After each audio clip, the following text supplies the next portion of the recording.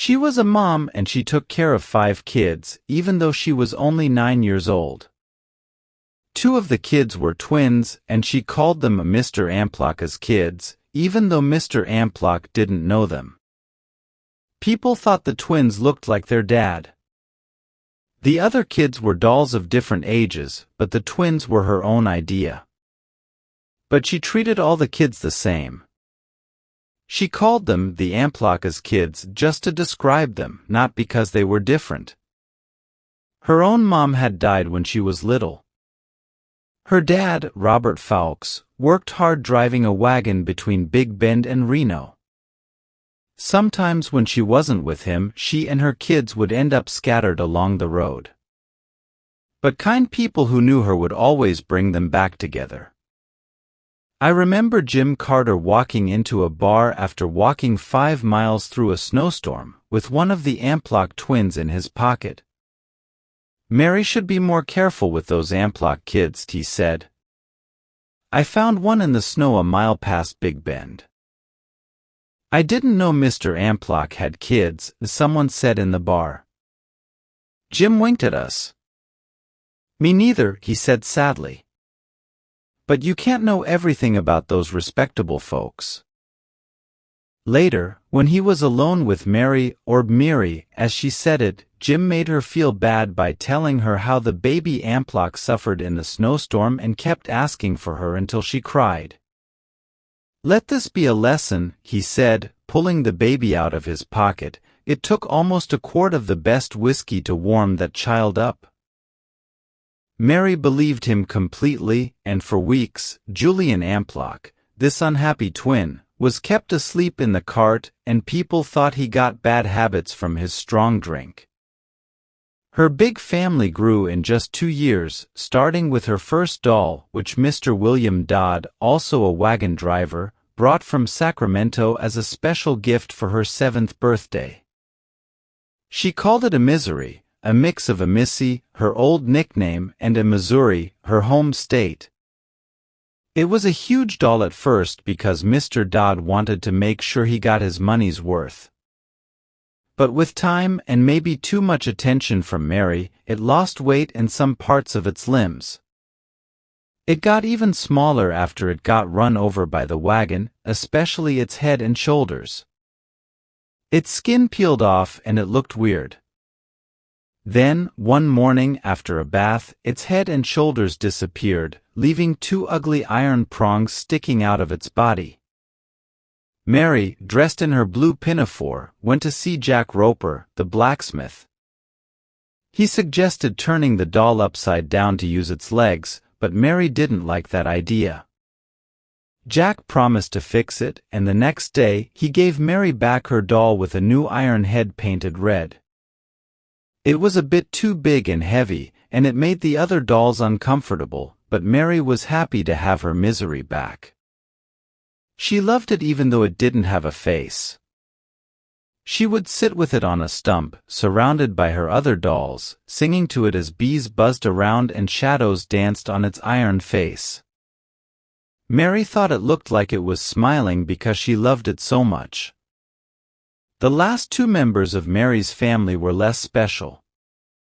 Gloriana, called a Gloriana by her dad, was just a roll of canvas with a face drawn on it.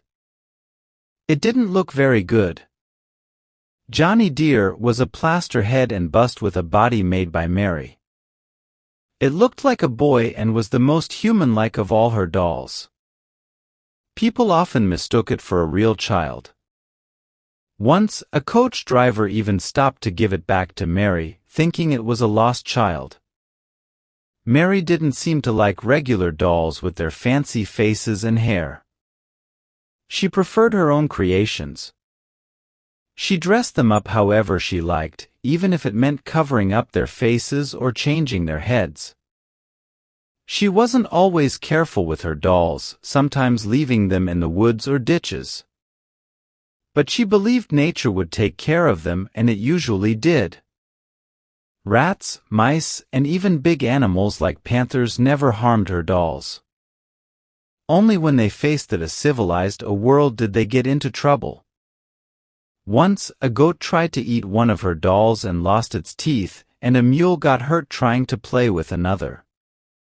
But those were simpler times along the road between Big Bend and Reno. As things got better, people started saying Mary should go to school. Mr. Amplock, who didn't know about the stories involving his name, thought Mary needed to go to school. People said her wandering ways were not good for the county.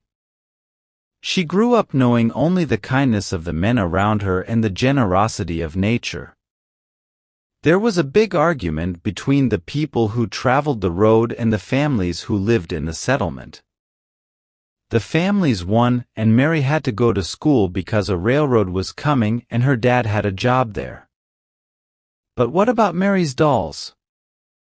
No school would take them all. Jack Roper, the blacksmith, came up with a solution. Mary could bring one doll to school with her, and her friends would take care of the others. Mary chose a Johnny Deere, surprising everyone. It was the first sign that she was growing up and learning to follow the rules of society. Johnny Deere was the most presentable of her dolls, and it had educational value with its marked-out head. Mary's friends took good care of the dolls. The blacksmith even kept Misery, the iron-headed doll, on a shelf like a treasure.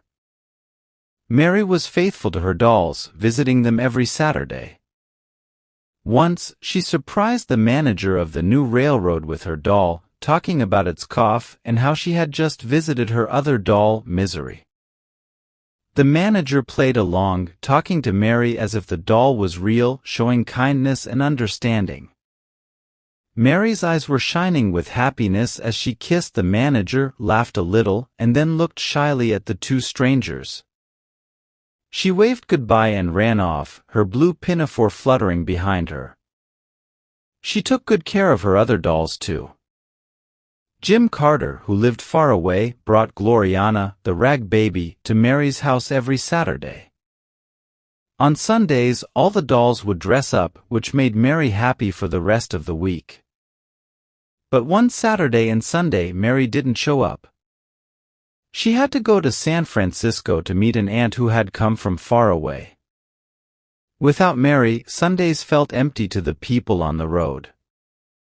The next Sundays were even worse because they heard that Mary's aunt was sending her to a fancy school in Santa Clara, where girls became very smart. But we knew Mary would always be the same. She sent us a letter before she went to the school. It wasn't addressed to anyone in particular, but it made us feel like we could hear her voice again. There are so many houses in San Francisco, and lots of women, but no mules or jackasses with shoes, and no blacksmith shops anywhere. There are rabbits, squirrels, bears, and panthers, which I remember because of the streets and Sunday schools. Jim Roper, you better take care of Misery while I'm not here, and don't be mean to her just because she's a bit heavy, which is not true. I have a canary bird that sings beautifully, but it's not a yellowhammer like you think. Dear Mr. Montgomery, don't keep Julian Amplock shut up in office drawers too much, it's not good for him. And don't paint his head either. You're just as bad as the others. Johnny dear, be kind to your adopted father, and Gloriana, you must love Jim Carter very much for taking you on horseback rides often. I went for a ride in a buggy with an officer who has really killed Indians. I'll be coming back soon with lots of love, so be ready and take care. It was 3 years before Mary came back, and that was her last letter. But her friends who took care of her dolls stayed faithful. When the new railroad was finished, and Mary was supposed to be there with her dad for the ceremony, her friends came to the station to meet her. They stood along the platform, and Jack Roper was carrying a bundle. Then, a young girl, dressed in a pretty dress with perfect boots and gloves, got off the train. She shook hands with each of her old friends, smiling warmly at them with her blue eyes. But as she walked away with her dad, her friends realized their faces were as red as they were on the day Yuba Bill brought Johnny Deere on the coach. "You didn't bring Misery, did you?" Jack Montgomery asked Roper. "I did," Roper said with a nervous laugh. "And you?" He saw a 9-pin sticking out of the manager's pocket. The man laughed, and then they all turned away quietly. Mary had come back, but she wasn't the same little girl anymore.